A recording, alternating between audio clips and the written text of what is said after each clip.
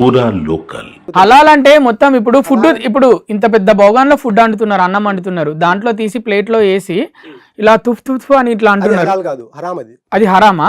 హరాంకి హలాల్కి తేడా ఏంటి? హలాల్ అంటే దైవ సమ్మతమైనది, హరాం అంటే దైవ సమ్మతము కానిది. అంటే హలాల్ అంటే హలాల్ ఎలా చేస్తారు? హలాల్ ఎలా చేశారు అంటే, ఇప్పుడు జనరల్ గా అది మేకలను కోస్తున్నప్పుడు, కోడిని కోస్తున్నప్పుడు, ఈ వేరే ఏదైతే కోస్తున్నప్పుడు దానికి మనం చూస్తాం కదా, కోసి అప్పుడు చదువుతారు. కోస్తారు. ఎక్కడ కోస్తారు అంటే మెడపైన కోస్తారు.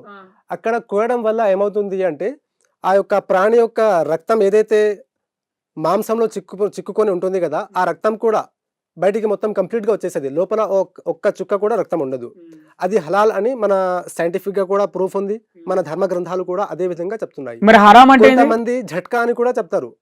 ఝట్కా అంటే ఒకేసారి నెత్తిపై కొట్టేయాలి, ఈ పీక మొత్తం కట్ అయిపోతుంది. హరాం అంటే ఏంటి? హరాం అంటే ఏమిటి అంటే దైవ సమ్మతం కానివి, అలాగే ఏ వస్తువు అయితే తింటే ప్రజలకు హాని కలుగుతుందో, వారి యొక్క ఆరోగ్యం నష్టపోతుందో, అలాంటి వస్తువులు అన్ని కూడా హరామే. అంటే అక్కడ హరాం ఎక్కడైతే అంటే ప్రజలకు నష్టపోయి ఆహారం పెట్టిన దగ్గర వెళ్ళి హరాం చేస్తారా సార్? హరాం అనేది మనం చేయడానికి అవకాశం ఉండదు. దేవుడు ఎప్పటి నుంచి అయితే ఈ ప్రపంచం మొదలైందో అప్పటి నుంచి దేవుడు చెప్పి పెట్టేశాడు, ఇది హలాలు, ఇది హరాం అని. అది దట్స్ ఇట్. ముస్లిం సమాజంలో ఏ ఒక్క మహాపండితుడైనా కానీ ఇది హలాలు, ఇది హరాం, ఇది నేను డిసైడ్ చేస్తా అనడానికి అవకాశం లేదు. ఇప్పుడు హలాలు, ఇప్పుడు కొన్ని బిజినెస్లు స్టార్ట్ చేసినప్పుడు అన్ని దుకాణాలకు ఓపెనింగ్కి వెళ్ళి హలాల్ చేస్తున్నారు.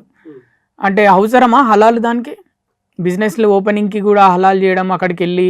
లేదు సార్, బిజినెస్ ఓపెనింగ్ అంటే బ్రాండ్ వేస్తున్నారు, ఒక స్టాంప్ వేస్తున్నారు.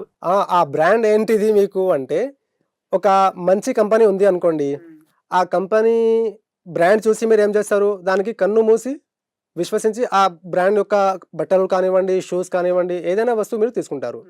అలాగే ఫారిన్ కంట్రీస్లో మన భారతీయులు బిజినెస్ చేసే వాళ్ళు చాలామంది ఉన్నారా లేదా? చాలామంది బిజినెస్ చేసేవాళ్ళు అక్కడ ఫారిన్ కంట్రీస్లో ఉన్నారు, అరబ్ దేశంలో కూడా ఉన్నారు.